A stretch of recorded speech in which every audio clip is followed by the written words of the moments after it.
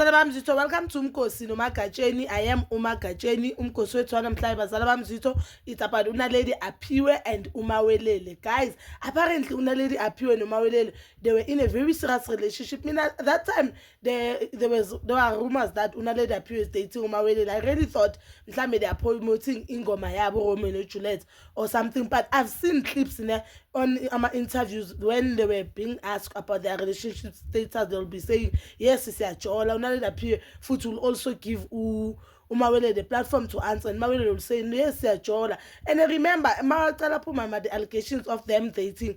There were also allegations that Unaledi Aphiwe is dating someone and he is also expecting umntwana, that ex-girlfriend or that girlfriend. But again, the relationship just ended. About this week, it's not for Unaledi Aphiwe and Usima because Makovisha, I think, on same level. Because we know that he announced that he and Usima, they are no longer together, and Usima has been posting on Instagram she is co-wishing. That means in relationship I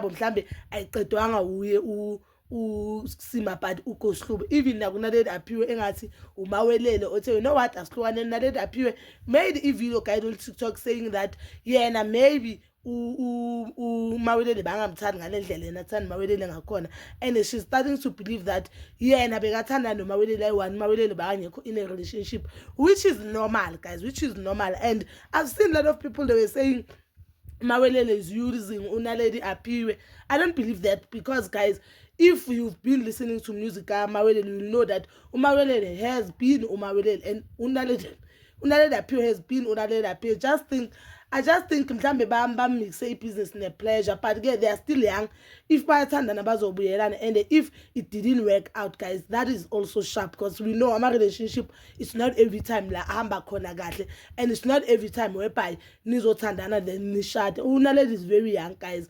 Career yakhe iza kahle, ucula kamnandi, and you could see to music wakhe will be going very fast. So I wish them all the best, and I am still expecting music from both of them, as Umawelele ashilo ku live yakhe ukuthi yena angathanda ukuthi yena Unaledi Aphiwe babeka ama differences wabo aside and baqhubeke ngomusic wabo, because ama fans wabo or abantu who listen to their music, they want an album. So uyathanda ukuthi they must make that album, knowing or since knowing Unaledi Aphiwe ngalendlela engibona on socials, I don't think Unaledi uzoyivuma that thing.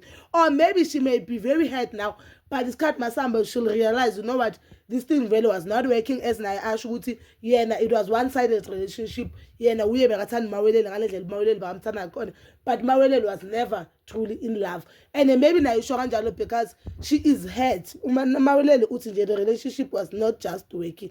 Maybe guys, abantu abayi-2 abakhule emihlabeni engafani, and maybe bangafuni into efanayo relationship. That is all for now. Please guys, do leave a comment down when usho ukuthi ubona kanjani indaba kaNaledi noSima nokuGobisha kwabo, and please don't forget to like, subscribe, share and hit that notification button. Ngiyethanda ukuya